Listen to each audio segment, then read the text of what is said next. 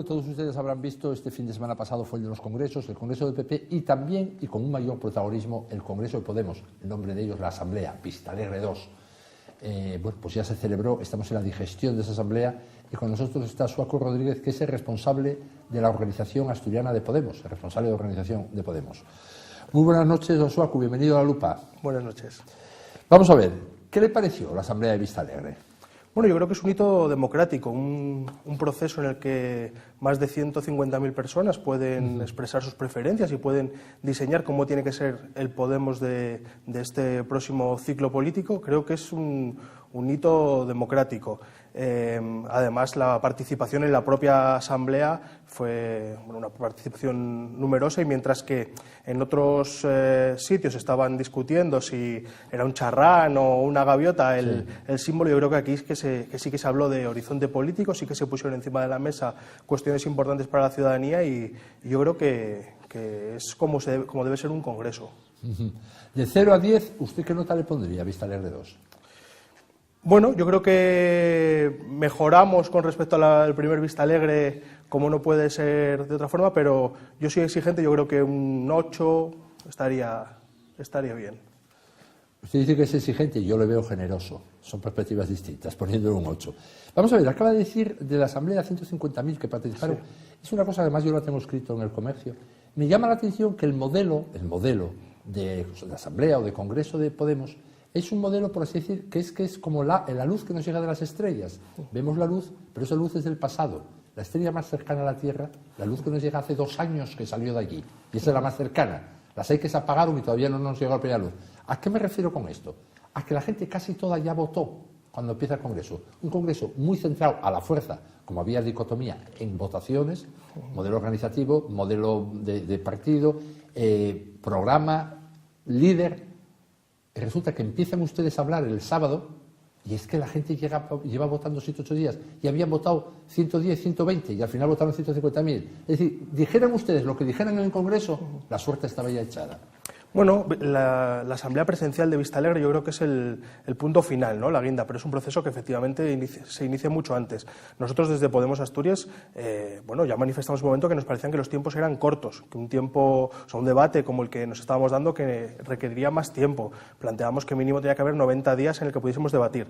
Aún así, desde la organización autonómica hicimos un esfuerzo por poner en marcha la ruta Calzarles-Madreñes, en el que tuvimos 6 encuentros territoriales y 2 sectoriales, y mediante el cual canalizamos bastantes propuestas y bastantes inquietudes que tenía la gente aquí en Asturias hacia la asamblea de Vistalegre. Entonces yo sí que creo que el hecho como de Vistalegre es un punto final, es como la guinda del pastel, pero hay un debate previo que inicia ya en diciembre y por lo tanto, no fueron los 90 días que nosotros planteábamos, pero sí que hubo cerca de 60 días de debate, y yo creo que hay pocas organizaciones que estén 60 días debatiendo. No, eso sí, el asunto es que cuando salen a hablar Pablo Iglesias y Rejón, la suerte ya está echada, ya votó la gente. Bueno, previamente hay un proceso en el que se elaboran los documentos, se transaccionan con diferentes candidaturas. Aquí en Asturias tuvimos actos de las 3 candidaturas principales, por así decirlo, en el que vinieron a exponer sus inquietudes en Xixón, en Ubieu, en diferentes sitios, y yo sí que creo que hubo un debate y que sí hubo enriquecimiento. Sí que al final, en los documentos finales, pues hay aportaciones de todo el mundo y todo el mundo se puede ver reflejado. El follón fue tan grande que taparon ustedes el protagonismo al PP. Yo que veía con naturalidad en las televisiones a los dos, al principio se hablaba de los dos, pero luego ya era Vistalegre II, era la votación de Pablo Iglesias, los discursos. El PP fue quedando, pese a ser partido del gobierno, en algo anodino al lado de ustedes. Bueno, yo creo que principalmente el PP era el que no tenía tampoco mucho interés en que se hablase de ellos, porque si se hablaba de ellos iba a ser para señalar a la trama Gürtel o alguno de los casos de corrupción en los que están inmersos. Yo creo que es natural, ¿no? Es natural que lo veíamos en la última encuesta del CIS, en que entre la población joven Podemos es primera fuerza, y yo creo que a eso lo que da a entender es que Podemos es una formación de futuro. Entonces es normal que la expectación esté en el futuro y no tanto en los casos de corrupción actuales que tiene el Partido Popular. El grito que más oía en todas las cosas era unidad, unidad, unidad. Dime de qué presumes y te diré de qué careces. Yo creo que Vistalegre lo que vino a reflejar era lo que nosotros llevamos defendiendo en Asturias desde hace 2 meses. O sea, nosotros planteábamos que no era cierto que en Podemos la gente fuese de Pablo Iglesias o de Íñigo Errejón o de Teresa Rodríguez, sino que la gente era de los tres, igual que es de Emilio León o de Ana Taboada o de Mario del Fuello. Yo creo que la gente en Podemos no entendía esas dicotomías y en ese sentido yo creo que salimos reforzados como organización autonómica, que en Vistalegre el clamor general y lo que todo el mundo entendió era que la posición que llevamos defendiendo en Asturias, que era la normal, ¿no? la que cualquier organización debería estar defendiendo. Yo creo que a partir de ahora no queda otra que el entendimiento, no queda otra que entre Pablo Iglesias y Errejón se pongan a trabajar mano a mano, porque los retos que tenemos por delante son muy grandes. Y nosotros seguiremos trabajando en esa línea y recordándoles que ese es el mandato que tienen y lo que esperamos que cumplan. Vamos a ver, cuando le decía la unión y la unidad, no era por ustedes, era por Podemos España. Evidentemente ustedes tuvieron un papel, es más, los líderes nacionales, alguno nombró la cuestión de cazarles madreñes, que ya es todo un éxito, que digan madreñes, gente que no tiene ninguna relación con Asturias, pero digamos que a escala nacional, el mismo Pablo Iglesias dijo aquello que se repite mucho en las televisiones: vamos a dar una ovación irónica para aquellos que dicen que estamos divididos. Bueno, no deja de ser un sarcasmo hablar así, es patente, no hay ningún acuerdo ni organizativo, ni de modelo de programa, ni de... Era un enfrentamiento clarísimo, si no pasa nada por reconocerlo. Entonces, unidad es una expresión de un deseo, no una realidad de Vistalegre 2. Yo creo que al Congreso se llega por separado, se llega defendiendo diferentes propuestas, cada uno de las que llevase, pero del Congreso la composición del Consejo Ciudadano no deja lugar a dudas. Es un Consejo Ciudadano plural, un Consejo Ciudadano en el que están representadas las principales candidaturas y el entendimiento será lo que prime. Yo no tengo dudas en ese sentido y si alguien está pensando en otra cosa, yo creo que desde las organizaciones autonómicas tendremos, y los inscritos a nivel territorial también tendremos la labor de señalarles que ese no es el camino. Pero con Consejo Ciudadano tiene mayoría Pablo Iglesias.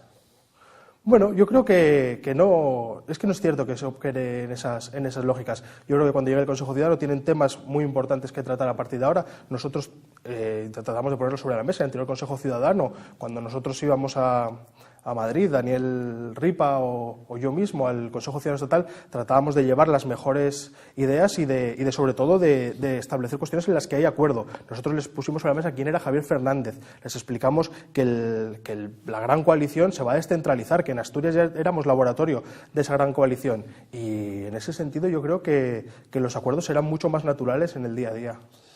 Vamos a ver, estábamos hablando de Pablo Iglesias. ¿Qué le pareció en el Congreso el órdago de Pablo Iglesias? Me voy, a lo mejor hasta del escaño, si no gano las elecciones.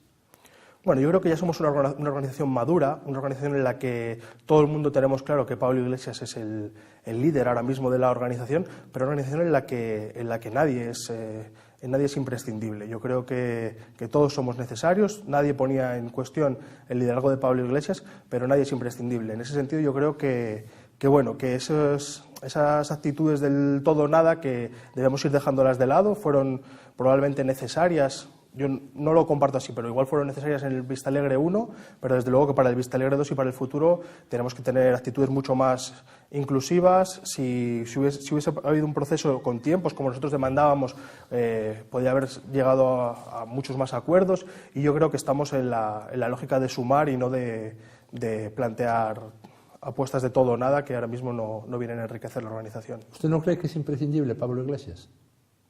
Bueno, yo creo que es una pieza fundamental, eso está claro, lo tenemos todos claros y por eso todos apostábamos porque era el secretario general. Pero hay mucha gente que lleva mucho tiempo peleando de diferentes niveles. Antes de existir Podemos ya había gente peleando, antes de existir Podemos estaba la PA, antes de existir Podemos había gente en Asturias luchando contra las deudas subordinadas, había mucha gente peleando que va a seguir independientemente de que esté Pablo Iglesias o no. Y yo creo que el 15M es lo que también inaugura, ¿no? Una época en la que lo importante es que haya mucha gente concienciada y que las personas son importantes, son necesarias, pero ninguna imprescindible. ¿Y no cree que la gente, las bases, tuvieron miedo a perder al padre a la hora de votar? No, yo creo que las bases votaron que Pablo Iglesias tenía que ser secretario general, y eso es que no había discusión sobre eso, todos estábamos de acuerdo. Y yo creo que votaron que Pablo Iglesias debía seguir siendo secretario general. Bueno, eso sin duda, es que Rejón no planteaba alternativa a eso, pero en las otras votaciones también lo apoyaron en masa. En el modelo organizativo, etcétera, fueron el modelo de Pablo Iglesias. Yo creo que al final, lo que digo, al final de toda la ruta, pues los documentos tenían ciertas similitudes, entonces, bueno, la gente se sintió más representada en el documento de Pablo Iglesias y eso es yo creo que es lo que es interesante, que obtuvo muchísimo apoyo y a partir de ahora, si la gente se siente representada en ese documento, es con el que tenemos que trabajar. El punto débil de la alternativa de Íñigo Errejón no era el hecho de que no optara secretario general. Al final uno lleva un enfrentamiento entre dos ideas, A y B, pues llévalo hasta el final. Si es organizativo es todo, opta tú también a la secretaría general. En el momento en que dice no, ahí yo por detrás y es Pablo Iglesias, está a punto menos que diciendo Pablo Iglesias en todo y nosotros segundos.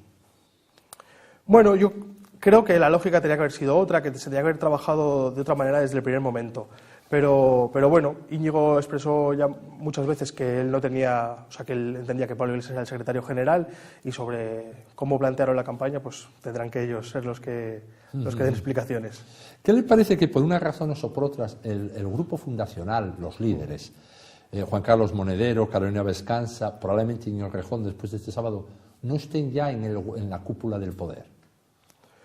Bueno, nosotros somos gente que estamos aquí de paso, o sea, nadie vino para ocupar un cargo y perpetuarse en el tiempo. Es difícil de entender muchas veces porque vemos que en otros partidos que la gente sí que trata de aferrarse en el puesto y, por ejemplo, tenemos a Caunedo en el Ayuntamiento de Oviedo que después de estar imputado sigue aferrándose a ser concejal. Sí. Nosotros, sin embargo, vemos con normalidad que haya gente en el momento dado. Esto es una carrera de relevos. Entonces hay gente que en un momento dado tiene que ir llevando el testigo en primera línea, pero por detrás vendrán otros que cuando lo suelten cogerán el testigo y seguirán. Nosotros nos lo planteamos así y yo creo que es como tiene que ser, que no entendemos la gente que se aferra a los sillones. ¿Pero no le parece que se cansan muy pronto, por seguir su símil? Los que cogieron el relevo en 2014 se cansan ya muy pronto y al final de 2016 ya dejaron el relevo. Bueno, somos gente normal haciendo política, gente que nunca habíamos tenido participación política y yo creo que es normal. Hay mucha gente que la entrada en las instituciones fue dura porque entras en un terreno en el que no conocías. Y es normal que la gente diga, bueno, yo tiré hasta aquí, ahora le toca a otro. Y yo creo que es normal, generoso y loable por esas personas. ¿Y no piensa que en estos casos que le nombré son problemas con Pablo Iglesias de competiciones? Bueno, el caso de Juan Carlos Monedero no tuvo el apoyo en un momento determinado, lo deja. El caso de Carolina Vescanza está clarísimo. Se quiere presentar en el propio Congreso, es mal recibida su propuesta porque deja de estar pegada a Pablo Iglesias e inmediatamente ya no está en la dirección. Bueno, en realidad es gente que de una forma u otra sigue impulsando el cambio. Carolina Vescanza sigue en el Congreso con una labor fundamental dentro del grupo parlamentario. Juan Carlos Monedero, a pesar de no estar en el día a día de la organización, es una de las personas que sigue trabajando y que sigue actuando como portavoz del cambio, más allá de estar en un órgano de Podemos. Entonces yo no creo que sea por problemas personales, sino porque cumplieron un ciclo, creen que son más útiles en otra posición y van dando relevo. Vamos a ver, se hablaba mucho, de hecho, esos fueron unos puntos de dicotomía entre Errejón y Pablo Iglesias, si había que poner más el acento en la, digamos, en la lucha institucional, en el debate institucional o en la movilización de calle, en los debates de calle. Para Pablo Iglesias decía que la primacía estaba en la calle. Íñigo Errejón, la primacía estaba en las instituciones. Ahora, después de todo lo que se habló, ¿dónde va a estar la primacía? En los dos sitios. Nosotros, desde que entramos en las instituciones, mantuvimos el pie en la calle, veníamos de las luchas en las luchas sociales en la calle y lo mantuvimos ahí y demostramos que se puede hacer un trabajo parlamentario que a la vez está respaldado por la calle, como es el caso de la ley del ERA o la comisión de investigación de las listas de espera en sanidad. Y yo creo que ese es el ejemplo, que no hay que elegir. Es una falsa dicotomía. Es imposible alcanzar objetivos en lo institucional si no hay respaldo social Y de poco sirve tener mucho respaldo social si no tienes herramientas en las instituciones para poder cambiar las cosas que sean necesarias. Yo creo que es una cosa que tiene que ir de la mano necesariamente y que ahora hay que trabajar en los dos frentes. Para nosotros es fundamental seguir tejiendo redes en la calle, seguir ampliando. Por eso una apuesta estratégica de Podemos Asturias fue el lanzamiento de candidaturas de Unidad Popular. Por eso en Asturias hay más de 50 concejales a día de hoy que en cada ayuntamiento están haciendo un trabajo institucional fundamental y necesario, pero esa misma gente está también en sus concejos impulsando plataformas, impulsando movimientos y trabajando con sus vecinos en el día a día, mucho más allá de las siglas del partido al que representan. Yo creo que no va a haber esa dicotomía y bueno, aquí tenemos ejemplos de cómo compaginar calle e institución, que es lo que nos toca. Ustedes están en un punto exquisitamente neutral o central entre Pablo Iglesias y Errejón, ¿eh? Ahora mismo, en esta misma pregunta, está claro. Si uno ponía el acento en un lado y otro en otro, me parece muy razonable el razonamiento que usted hace. Es probable que sea una falsa dicotomía, que es una dialéctica que se retroalimenta. Sí. La lucha potencia la organización potencia la lucha, se decía en la época del leninismo. Ahora, no sé si el leninismo 3.0, como dice Felipe González, o ya en otro tiempo, sencillamente, es verdad lo que usted dice. La actuación de la calle da más fuerza a los que están en las instituciones y en las instituciones toca al final rematar un trabajo que se hace. Claro. Pero bueno, ustedes tienen, que es lo que le quiero resaltar, un exquisito cuidado por estar entre los dos, no alinearse. Bueno, no es exquisito cuidado por estar entre los dos y no alinearnos, sino es por representar en el día a día lo que vivimos en Asturias. O sea, cuando, como decía antes, tuvimos la ruta Calzales-Madreñes, nos encontramos con más de 500 personas a lo largo de toda Asturias en cada uno de los encuentros y lo que te trasladan es eso. Entonces no se trata de buscar siempre la equidistancia, sino se trata de decir, hay una forma de hacer las cosas que no supone siempre el todo o nada, que no supone o por aquí, que supone que hay entendimientos y entonces yo creo que eso es lo que representamos en Podemos Asturias y lo que tratamos de exportar con total lealtad al proyecto estatal.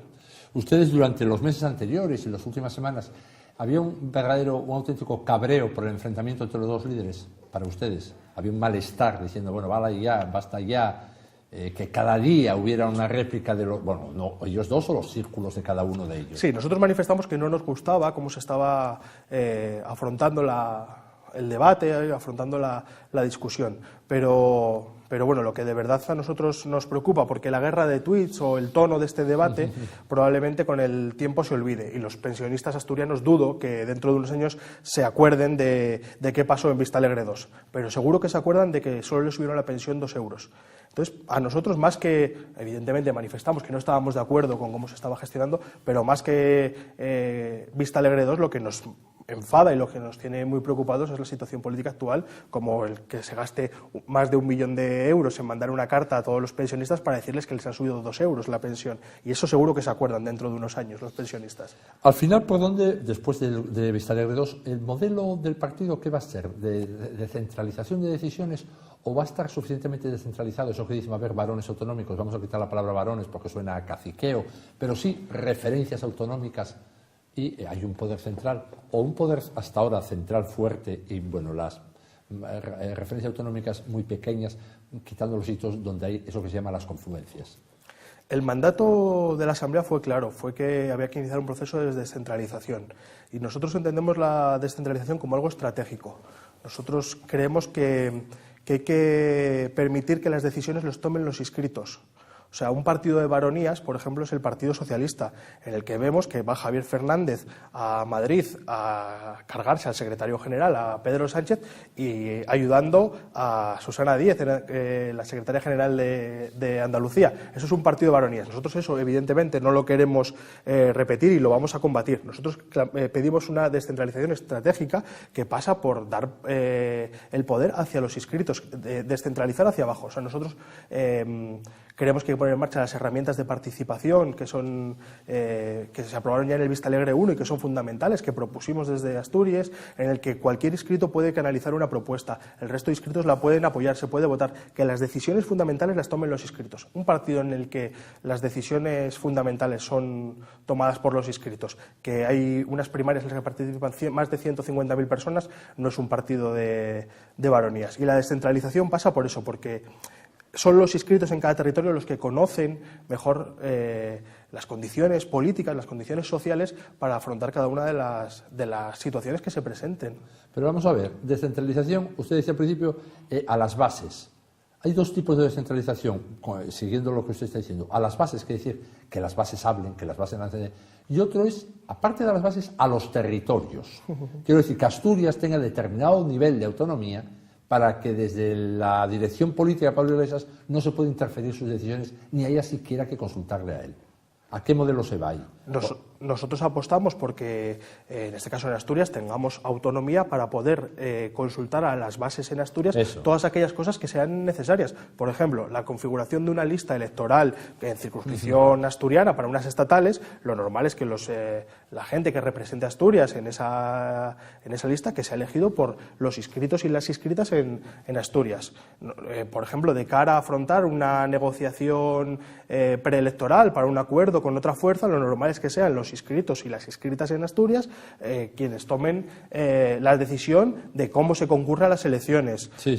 Hay una serie de cuestiones que nosotros lo que reclamamos es, desde Asturias, poder gestionar esas herramientas para darle la voz a los inscritos y las inscritas de Asturias, que hasta hoy no pudimos hacerlo porque teníamos una organización extremadamente centralizada.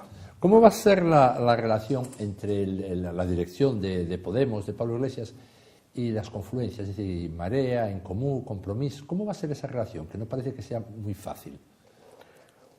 Bueno, yo creo que con normalidad. O sea, hay agentes del cambio a nuestro alrededor, hay muchísimos.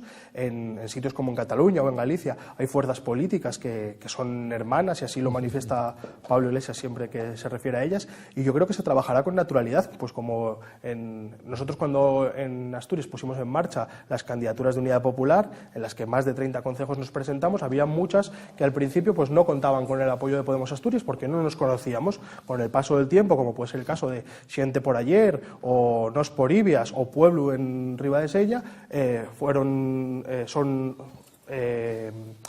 agentes del cambio con los que fuimos trabajando. Son candidaturas de Unidad Popular con las que día a día fuimos trabajando y con el que a día de hoy pues tenemos una relación de igual a igual, y yo creo que con el resto de confluencias pues será exactamente igual. Llama la atención que, por ejemplo, las alcaldesas de Madrid y de Barcelona, con todo el peso institucional y lo representativo que son, de eso que podríamos llamar la familia de Podemos, o no sé si ustedes lo llaman el universo de Podemos, sí. Si ustedes siempre a la mayor dimensión, bueno, pues me gusta el término, el universo de Podemos, que no hayan tenido una participación de un peso allí en la Asamblea.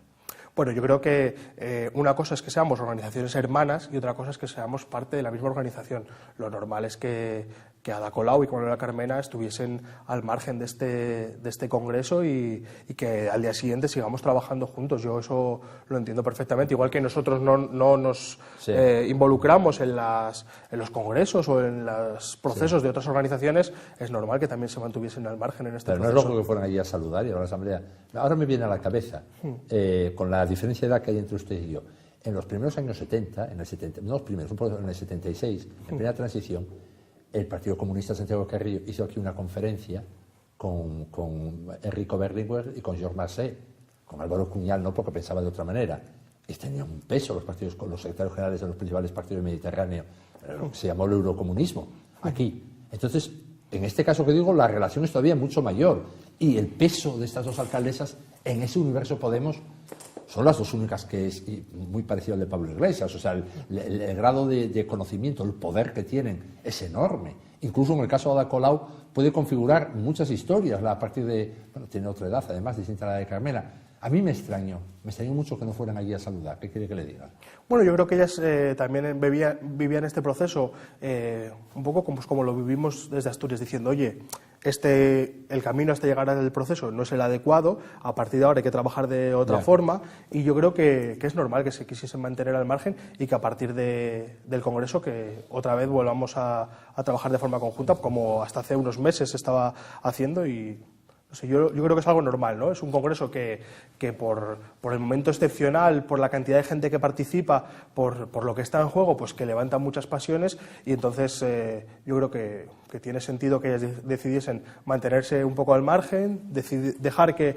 Porque si hubiesen participado cualquier manifestación se hubiese podido interpretar como de parte, entonces mejor dejar pasar este congreso y a partir del día siguiente todos a trabajar juntos. Me extrañó por el aspecto visual también para Pablo Iglesias, que mira tanto la imagen, todos ustedes, bueno, recordamos todos el catálogo de IKEA, hacía algo así, o sea, la foto potente era allí saludando desde el Estado con estas dos alcaldesas y con otros miembros, sin duda, de la dirección. Pero bueno, sin duda tienen otras opiniones. Con Pablo Iglesias, ¿no queda ahora más reforzado el papel de izquierda y mucho más aminorado el concepto de transversalidad, que a mi entender, o a mi humilde entender, le recalco, me parece que fue clave en el triunfo de Podemos en 2014? Pablo Iglesias el otro día decía que él no comparte las etiquetas viejas, que él no cree que haya un mapa político en el que el Partido Socialista se sitúa a la izquierda y el PP se sitúa a la derecha. Esto lo decía Pablo Iglesias, yo lo comparto completamente. Yo no creo que eso vaya a ser así. Yo creo que la clave está en las políticas concretas. O sea, por ejemplo, tenemos un ejemplo muy claro de esta semana mismo. El Partido Socialista decía durante toda la campaña, presumía de ser de izquierdas y decía que iba a derogar la ley Montoro.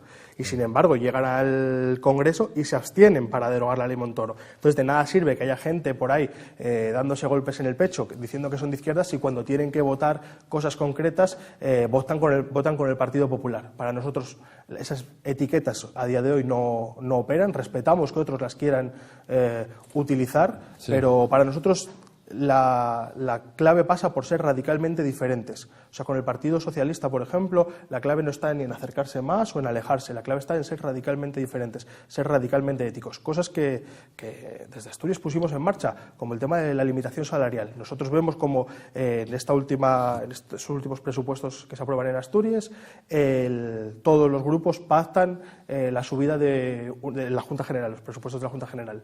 Todos los grupos pactan la subida del 1% para los sueldos de los diputados, mientras que nosotros seguimos manteniendo nuestra limitación a 3 SMIs. O sea, eso son cosas que de verdad diferencian, y que eso no es ser de izquierdas o derechas, es de ser radicalmente diferente y radicalmente ético. Ese era el discurso de 2014, Pablo Iglesias, y de las europeas. Lo cierto es que en la práctica, en el año electoral, quedó arruinado ese discurso de Pablo Iglesias, y le digo por qué, no es una cuestión de opinión. Las dos campañas electorales y la estrategia postelectoral fue, desde el minuto 1, distinguir entre fuerzas de izquierda y el PP. En vez de mantener el discurso de Pablo Iglesias es igual que en ese sentido, es igual que el discurso de las dos orillas de Julio Anguita. Aquí está Izquierda Unida, ahí está el mal, y en el mal está el PSOE, PP, etcétera, etcétera, etcétera. Y ese era el discurso de Pablo Iglesias en 2014. Sin embargo, en la práctica, cuando llegan las elecciones y en los procesos postelectorales, la posición de Podemos cambió radicalmente. Desde el minuto 1, aunque no llegara a acuerdos, distinguió entre izquierda y PP. PP es el mal, el PSOE es perezoso, es regular, vamos a ver si lo ganamos. Esa es una diferencia, para mí me parece una incoherencia total. Para llegar a esa postura hay que formular una teoría distinta. Lo que es incoherente es cambiar de práctica sin cambiar de teoría. Y yo creo que eso fue así. Yo creo que cuando se entra en las instituciones hay como una presión social y una demanda para que haya un acuerdo con el Partido Socialista. Pasó en más sitios. Cuando se entra a nivel autonómico también la presión fue muy grande para llegar a acuerdos con el Partido Socialista.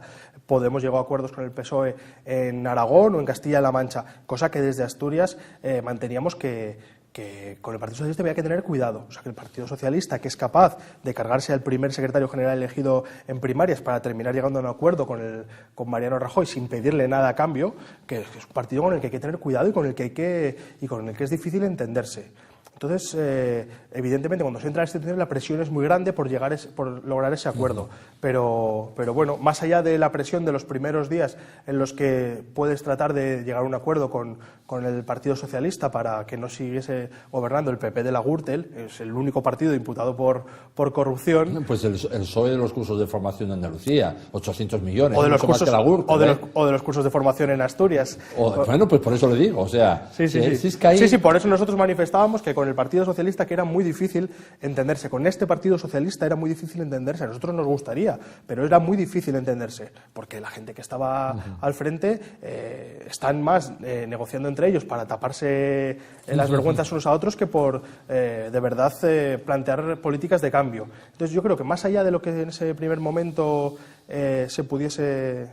poder intentar ese acuerdo de cambio, ya se vio que no hay manera y lo estamos viendo día a día en el Congreso, en el que el Partido Socialista y el Partido Popular siguen pactando de espaldas al resto de espaldas a la gente políticas concretas y bueno, veremos qué termina pasando con los presupuestos. Pero en Asturias ya anticiparon por lo menos el pacto. Izquierda Unida estará de enhorabuena, ¿no?, tras Vistalegre 2. Bueno, Izquierda Unida es una organización que también tiene que afrontó un proceso en Asturias y que nosotros trabajamos también con honestidad con ellos.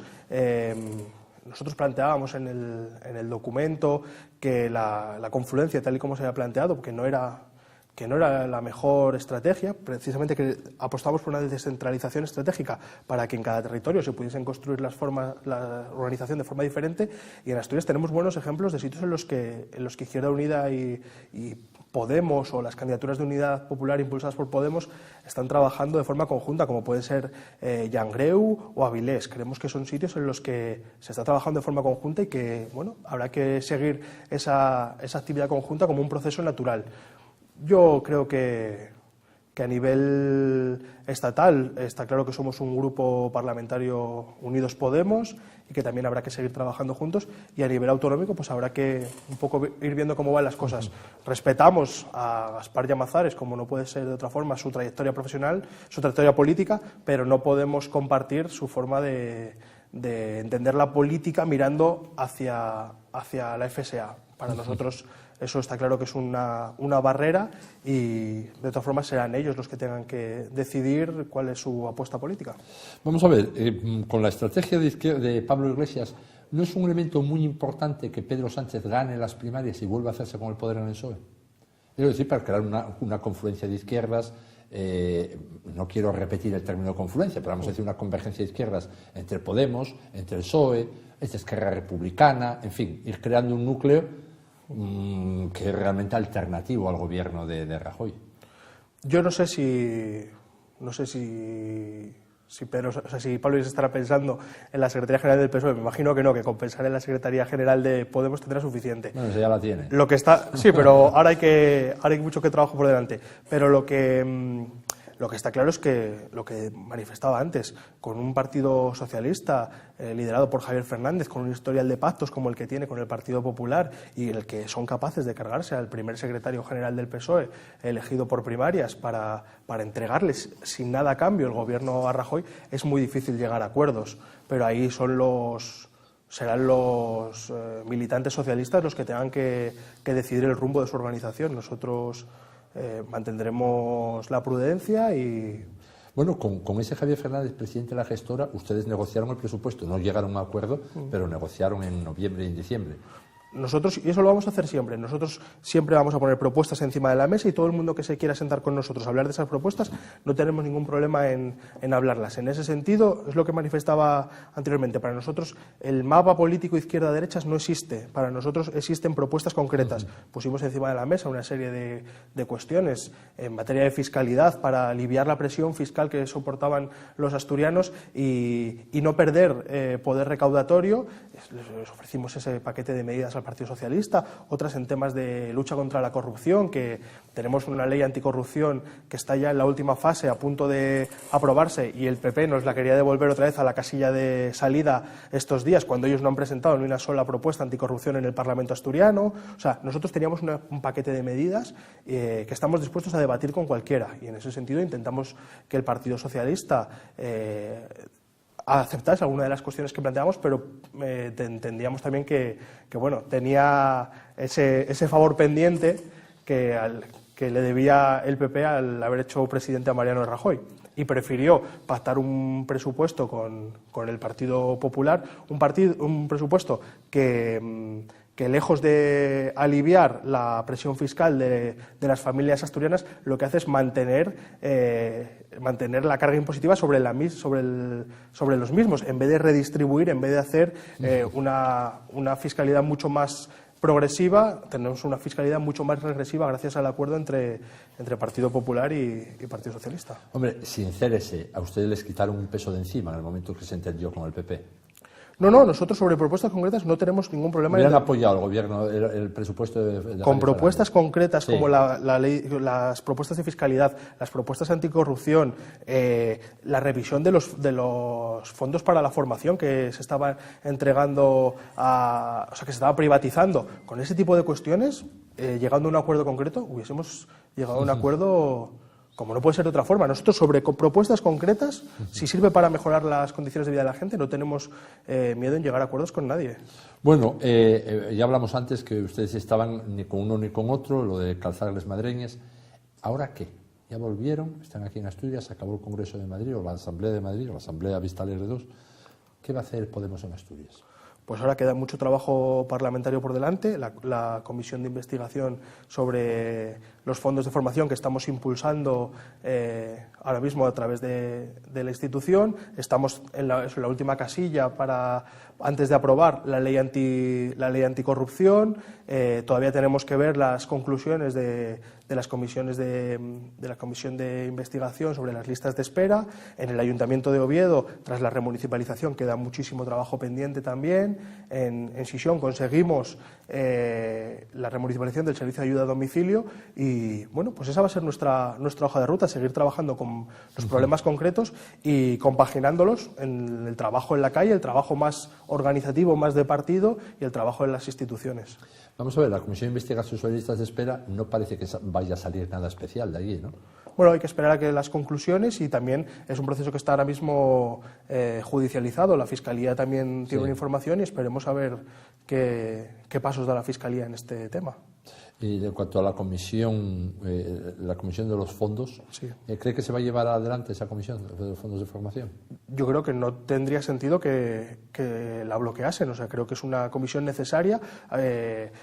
Vemos como el paro en Asturias se mantiene. O sea, cada día hay 100 personas más apuntadas al paro y, sin embargo, se está invirtiendo un dinero en formación y para el desempleo que no está teniendo repercusión. O sea, vemos como todo ese dinero invertido por parte del Gobierno socialista no se traduce en una mejora de las condiciones laborales ni en un descenso del paro. O sea, durante estos 2 años venimos preguntando en el Parlamento, intentando fiscalizar esa gestión de los recursos de la formación para el desempleo, y el Partido Socialista pues trataba de ocultarlo hasta que no entra la Guardia Civil en la sede de UGT y dice que el dinero de la formación no se estaba destinando para los desempleados, sino que se estaba destinando para otros usos, para pagar gastos del propio sindicato.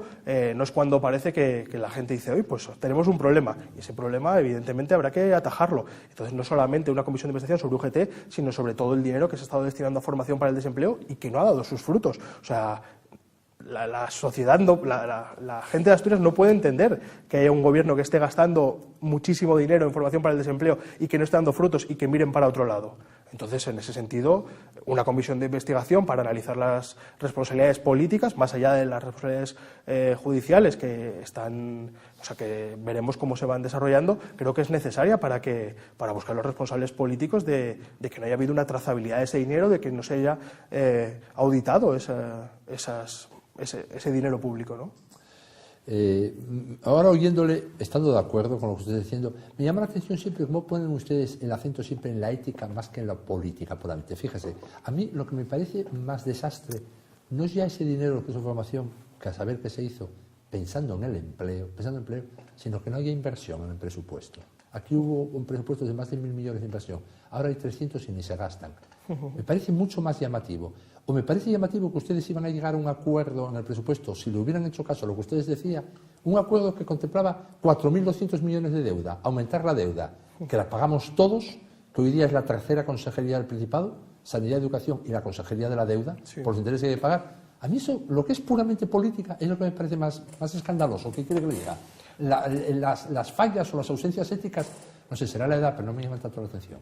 No, yo estoy de acuerdo en eso también. O sea, por ejemplo, el tema de la deuda, nosotros entendemos que es perfectamente normal para un plan de choque, una inversión necesaria, pero que vaya a tener una devolución en la sociedad, que vaya de verdad a repercutir en mejorar las condiciones de vida y la empleabilidad en Asturias, pues que es necesario endeudarse en una cuestión concreta. Y en eso nosotros estamos de acuerdo. El problema es que hemos visto a lo largo de todos estos años como todo el dinero de la reconversión industrial se ha ido dilapidando en empresas que luego al final se han llevado el dinero de Asturias. Entonces, evidentemente, cuando había dinero para gestionar, pues la cuestión es cómo gestionamos el dinero. Ahora que se han llevado todo ese dinero, pues lo primero que hay que hacer es buscar esos responsables para que lo devuelvan. Y una vez que ese dinero vuelva, tendremos otra vez la posibilidad de acometer inversiones. Pero a día de hoy, lo primero que tenemos que hacer es hacer una trazabilidad de ese dinero que ha desaparecido. Y hasta que ese dinero no sepamos dónde está y tengamos forma de recuperarlo, pues es muy difícil. De todas formas,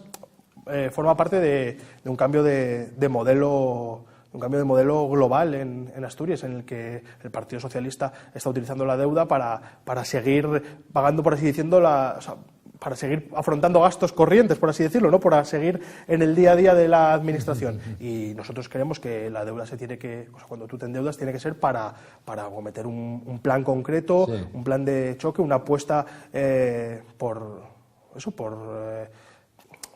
tener un plan concreto de inversión, ¿no? Y no como hasta ahora, que los planes de inversión que ha habido en algún momento han servido para que el dinero se termine marchando. A nosotros eso nos preocupa mucho. Entonces, evidentemente, lo político es fundamental, pero el problema que tenemos ahora mismo en Asturias es que todo el dinero que se tenía que invertir en lo político se lo han llevado con muy poca ética. Bueno, pues muchas gracias, don Suaku, por venir, por contestar a todas nuestras preguntas. Pues les deseamos con toda la fuerza que viene en Vistalegre 2, que sigan adelante, que sigan en pos de sus objetivos y que logren algo que sea bueno para todo el mundo. Y para eso están los partidos políticos, para representarnos a todos, proponer caminos de salida y que el territorio mejore. Pues muchas nada. gracias. Bueno, pues nosotros ahora hacemos un alto y seguimos con la lupa.